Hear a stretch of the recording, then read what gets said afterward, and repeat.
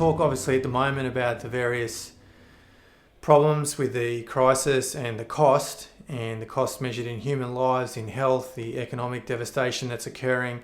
But one key aspect that is by and large missing from the discussion is actually the price of our humanity, which we're paying for this social distancing regulations and all the other things that we are currently experiencing.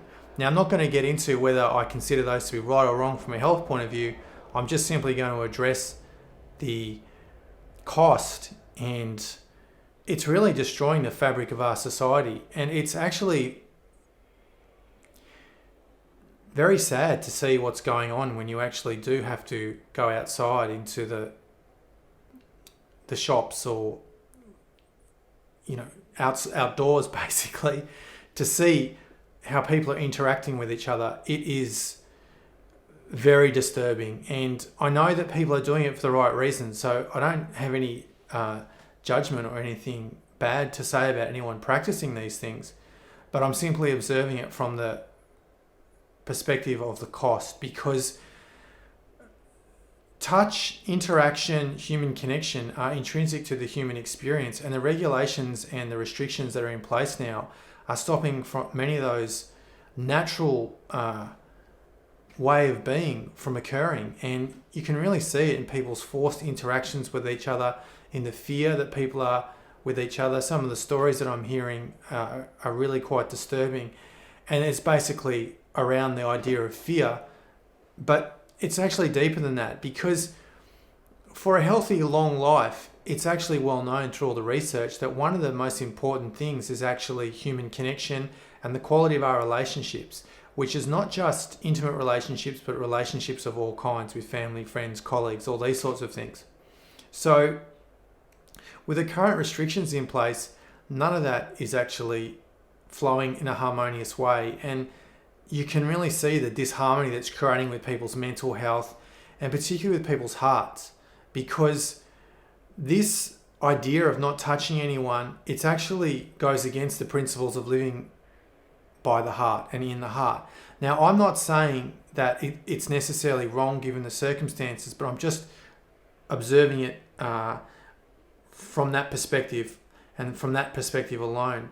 Because when you touch someone, and I mean this in a non-sexual way, like you hug someone, whatever touch, it actually produces oxytocin in both the person who's emitting the touch and the person who's receiving the touch when you give someone a hug.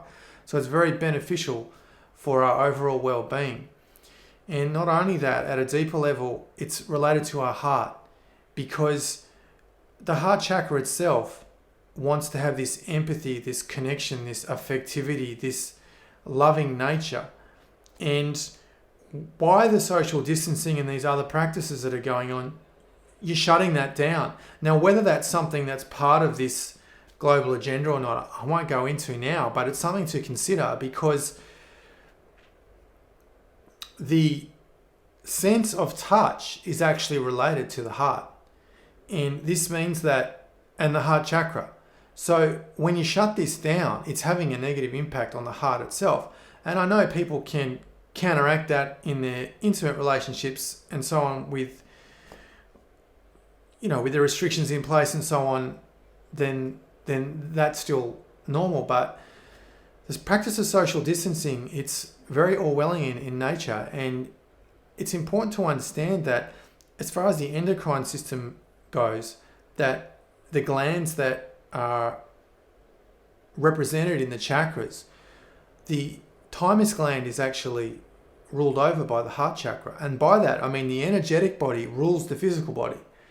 So the thymus gland is related to immune system as well. And the more we're in that state of fear, worry, anxiety, stress, the more diminished the immune system is. I mean, this is completely documented.